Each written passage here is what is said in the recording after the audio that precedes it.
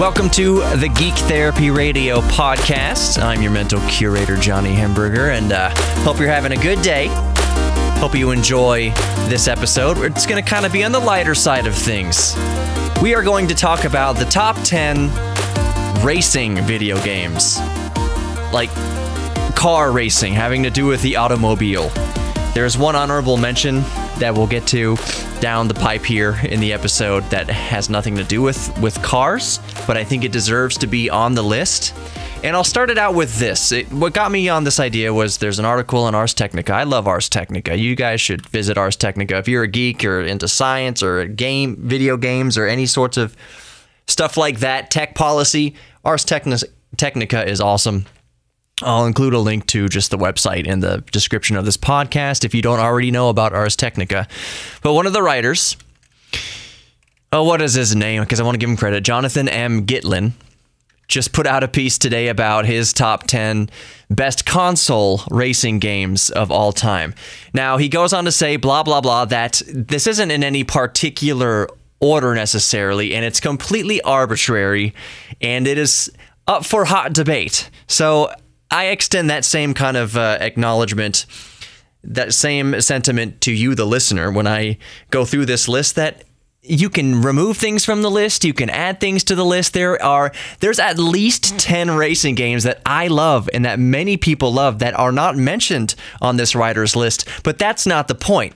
So I want to go over his top 10 arbitrary list of the top 10 racing games, which he basically explains as it's from his list of games that he personally knows that he's played and all sorts of things like that. So let's just start off, because the fun part's going to come on the end when I replace things on the list or give my own list of things that I can't say he missed because there's so many racing games. But anyways, his list. Number 10, Dirt Rally.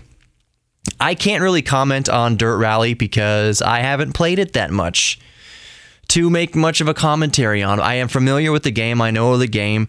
It's very common for people to benchmark their gaming PCs with.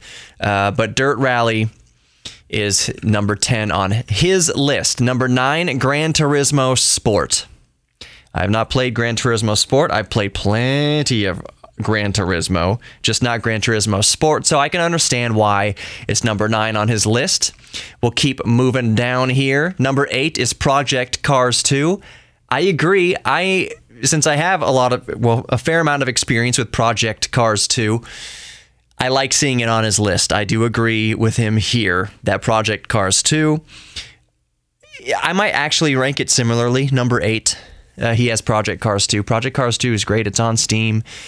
Man, it is just visually stunning.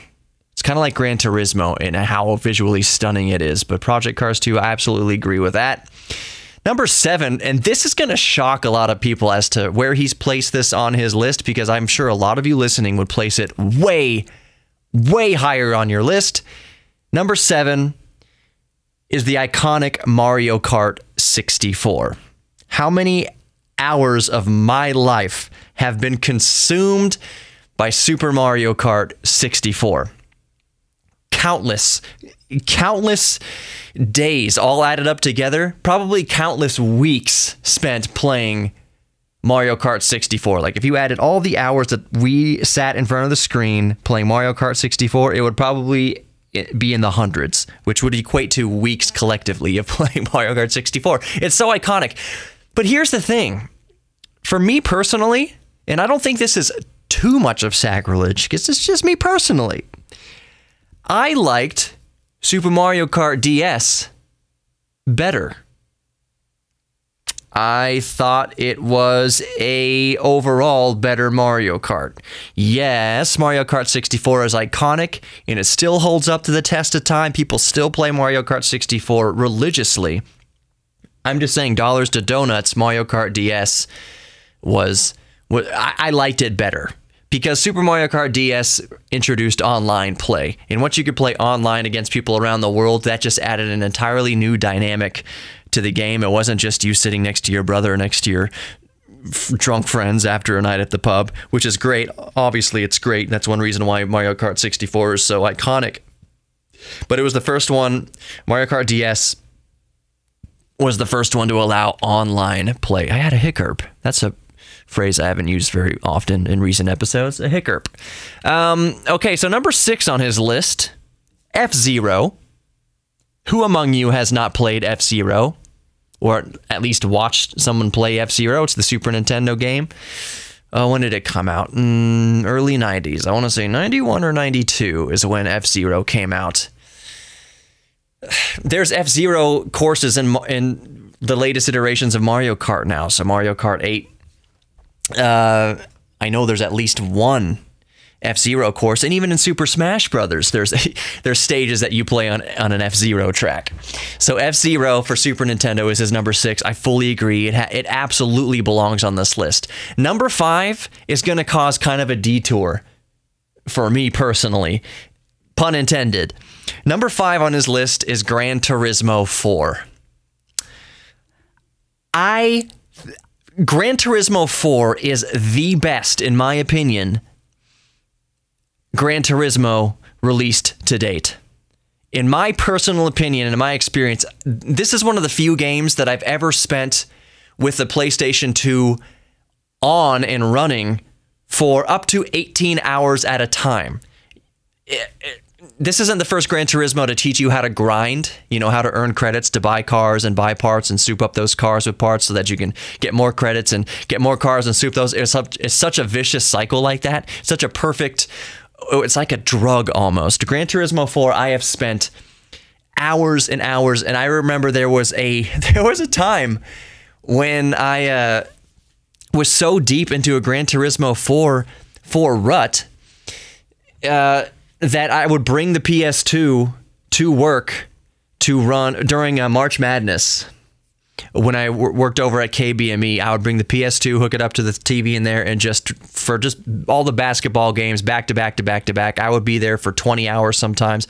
I had the PS2 there hooked up to the TV to basically run races in B-spec mode, which is where you basically set up the race and you can leave it alone for a couple hours. You don't touch anything. You just monitor it. So I would bring it to work just to run while I was at work through the races and accrue credits so that I could buy more cars. You rank up millions and millions of dollars basically in Gran Turismo. Because I would have that thing on for, man, hours and hours a day, up to 18 hours a day in my deepest Gran Turismo 4 rut. It's still a great game. I still regularly play Gran Turismo 4. I play it mostly on my PC through an emulator. But I still play Gran Turismo 4 regularly. I would say all in all things considered, it's my favorite racing game, favorite car game of all time. All right, so let's move down the list. His number 4 is F1 2019. I've never really been into Formula 1, so I do have F1 2000... Oh, what is it right before 2000? Is F1 2018 a thing? I don't have my computer open. I have the previous version of F1. And it is gorgeous, and I've played it a few times, and I bought it on Steam because it was on sale for like $5 or something like that. So I understand why it's on his list. If you are an F1 lover, it is the benchmark in F1 racing games, in my opinion. I've played it enough to see how beautiful it is, how well it controls. So I agree that I agree with him. I can understand why he has it 4th on his list. So F1 2019 is number 4. Number 3 is the first Gran Turismo. Number 3. Remember, we're in the top 3 now of his list. Gran Turismo for the original PlayStation. I agree with that. That was transformative. That was the most realistic driving simulator to date. Was Gran Turismo. Number 2, Forza Motorsport 4. There are a ton of racing game fans and car game fans that will unabashedly agree with number 2 being Forza Motorsport 4 on this guy's list. I haven't played too much of Forza. I have and I haven't. I played the Top Gear test track from the original Top Gear. That's the only thing I've played on Forza. I don't have, admittedly, a lot of experience with Forza, but I have played it, you know, a few hours on the Top Gear test track in nowhere else.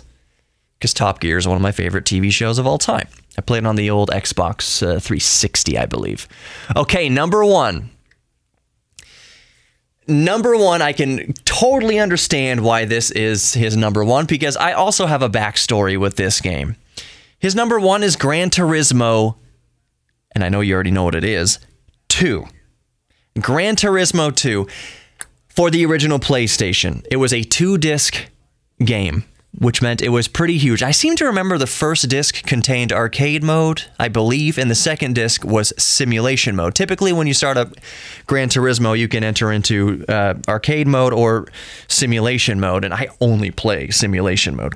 How many of you out there who love Gran Turismo have spent more, I'll phrase it like this, spent more time in Gran Turismo arcade mode than you spent in simulation mode? I would wager that there aren't a lot of you out there who spent more time in arcade mode than simulation mode. Hear what I'm saying?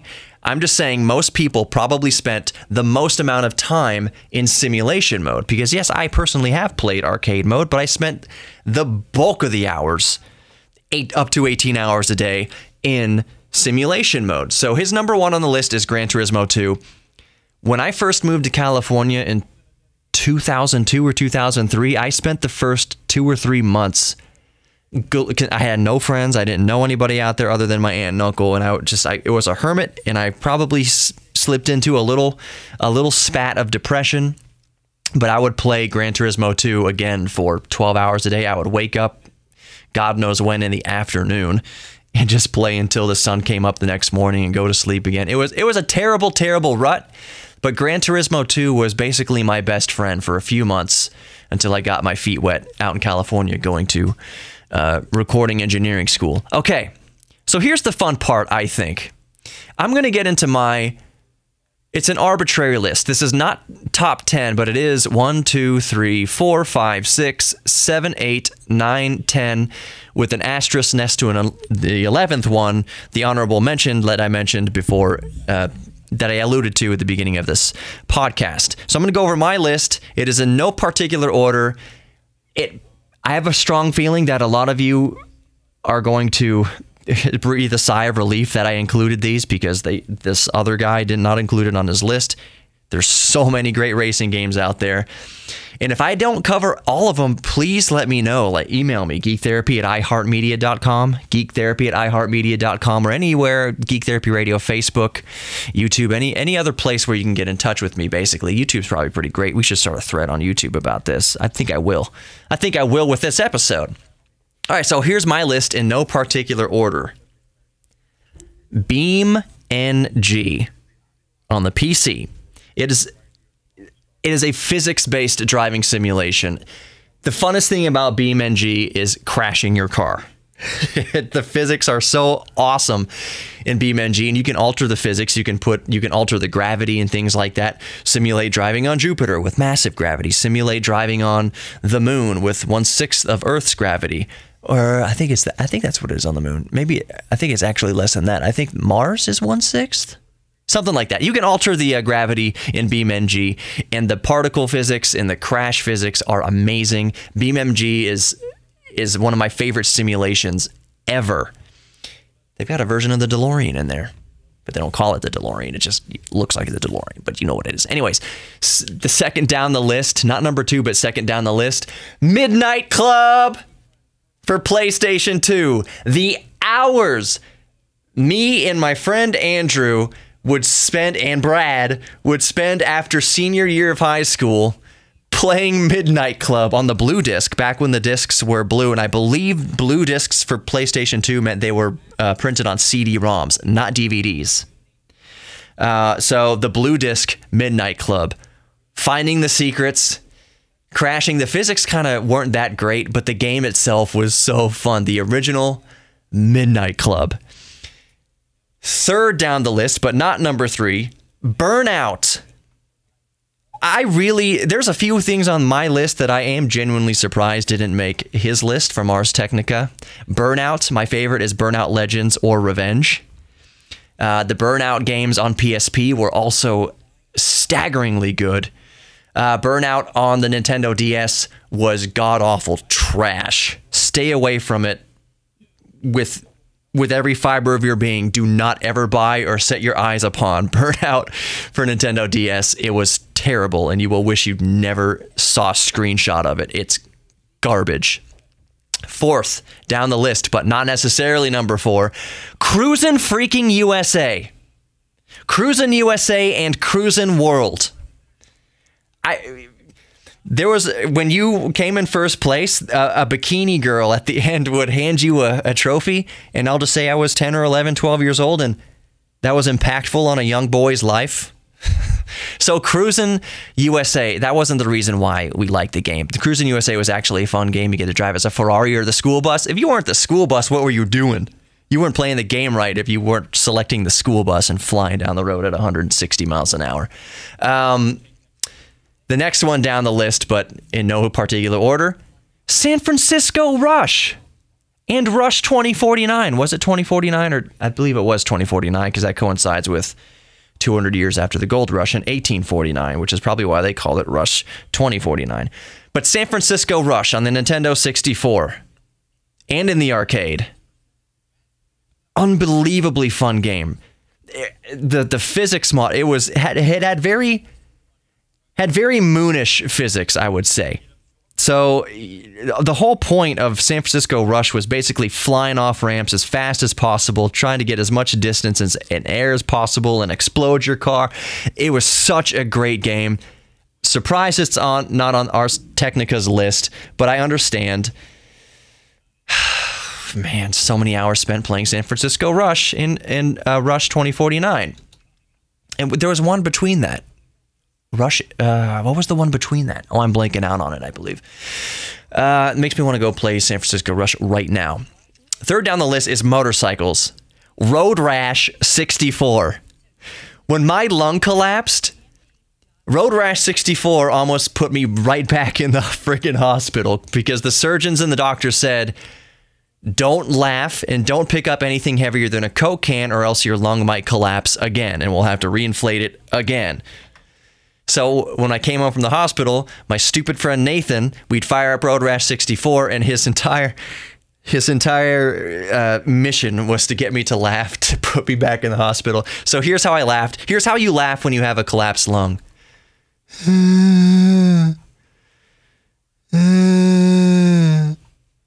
Stop. You butthead. Except not butthead. I can't laugh when you have a collapsed lung. Road Rash 64. It's motorcycles. It's not cars, but I think it still deserves to be on the list. Next one down. The Need for Speed. Not Need for Speed. When the second iteration of the Need for Speed came out, they dropped the off the front of it. The Need for Speed was basically from Road and Track magazine. It was a driving simulator for the PC and 3DO. It was vast. I think, what was it also on PlayStation, I want to say? It was vastly superior on the 3DO. I had the 3DO FC10. What? And by far, the game we played the most was The Need for Speed, sponsored by Road and Track. I bet you a lot of you youngins out there have no clue that Need for Speed was just basically a supplement for a magazine. Electronic Arts, EA Canada, I believe, is the studio that came out with it. So many memories with The Need for Speed. Trying to take the Lamborghini Diablo up to 201 miles per hour through the city track. Alpine, I think, was the track where you could get some serious air and you would just go for the craziest crashes you could possibly muster. Oh my gosh, The Need for Speed on 3DO. We are coming up on 19 minutes. I apologize. This is not a very commuter-friendly length. I try to keep it under 20 minutes, but let's get through the rest of these here. We're almost done.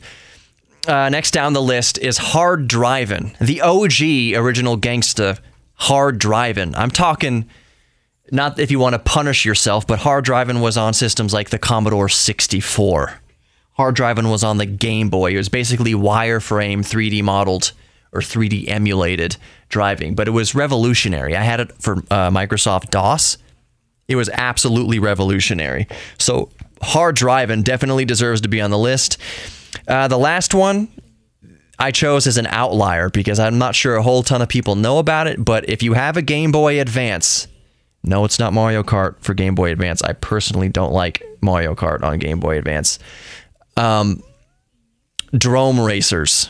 Drome Racers is a 3D modeled racing game on the Game Boy Advance, and it is phenomenal. It is the best, in my opinion, the best racing game on the Game Boy Advance. Drome Racers, with an M as in man. Drome Racers. So number 11, it's the honorable mention because it's not actual cars or motorcycles. It's water motorcycles. Wave Race 64, the jet ski racing game on the Nintendo 64, is still fun today. It is still a blast in a hoot today. Wave Race 64. Spent a lot of time, not Gran Turismo time, but spent plenty of time playing Wave Race 64. So did you think I covered... Did I... Oh man, did I mention Daytona USA? No, I think I skipped it. Daytona USA. Rolling Stone! Remember that? So, Daytona USA in the arcade and on the Sega Saturn. Remember Panzer Dragoon on Sega Saturn? That wasn't a racing game. I'm getting off track. So, do you agree with my list? Are there any that I missed? Are there any outliers that weren't very popular, but are your favorite game? Or do you think to be honorable mentions, or you really enjoy Diddy Kong Racing, for instance? I think Sonic the Hedgehog had his own racing game. I forget what it's called. Sonic Rally or something like that. It was on Game Gear. And what do you think? What are your favorite racing games? Did I cover them all in the Ars Technica list and my own list? What should I put up? What should I remove and replace it with? It is up for debate if you so choose. Thank you for listening to the Geek Therapy Radio podcast today. I hope you enjoyed it. It's a little bit of a longer one. Drive safe if you're driving. Be good to each other, and especially yourself. Please know that you are loved, you are worthy of being loved, and you are worthy of loving others. We're all geeks about something. Embrace your inner geek, and until next time, take care.